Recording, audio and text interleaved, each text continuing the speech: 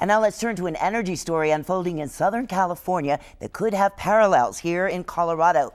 It's the story of methane gas spewing from an aging underground natural gas field in Aliso Canyon, Los Angeles County.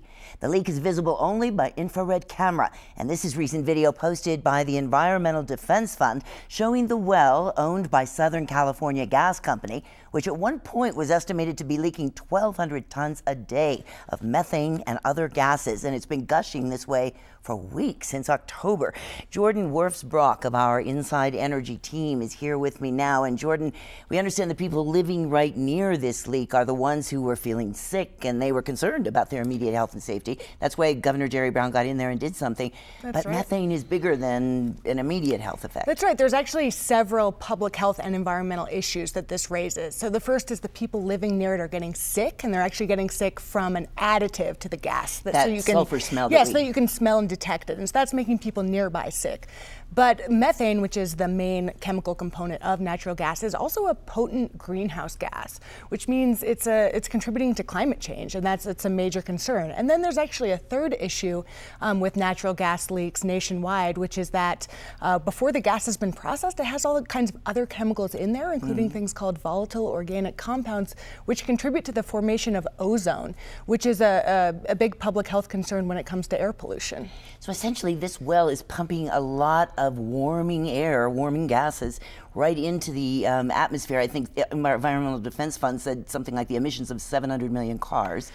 That's right. Yeah, it's a little bit hairy, the kind of comparisons of exactly how much gas is coming out. But what we do know is that this is a major leak. So at one point, it was detected something like 50,000 kilograms an hour of methane coming out. And to give you an idea of what that means, that's roughly 5 to 6 million cows, their methane contributions. Or if you just put 3 to 3.5 coal-fired power plants, if you brought those online. So it'd be that type of greenhouse gas contribution. It's major. It is a big facility out there, but there are big facilities everywhere. Do we have anything like that comparable here in Colorado? We do. So it's an underground storage field, and there's about 400 of those, a little more than 400 across the country. The one in Aliso Canyon is one of the biggest in the country, but we have 10 that are similar here in Colorado. So we can see these. And we've actually got a map of this, which we can take a look at. And just to give you an idea, these storage facilities are just part of the vast natural gas infrastructure. So we've got wells, and here in Colorado, we can see that on our little orange blotches on the map. There's about 50,000 oil and gas wells producing, and then you've got pipeline taking the gas from those wells to the processing plants. And then you've got these storage facilities, and you've also got natural gas fired power plants. So it's a vast network, and any part of that system can be leaky. Colorado is doing what about such methane leaks? That's right. Colorado is actually leading the country in terms of trying to regulate these methane leaks.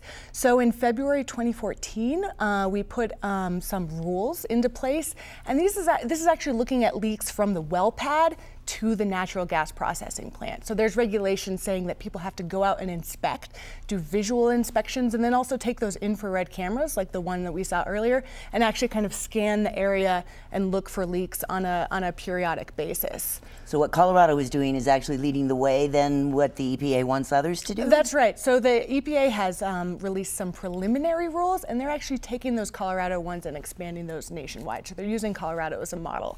But one important thing to note is that Colorado's rules don't cover these underground storage facilities like the one in Aliso Canyon. So those are not yet regulated in the same way.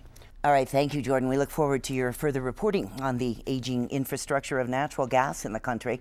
And if you have questions about energy that you'd like our Inside Energy team to investigate, get in touch at ask.insideenergy.org.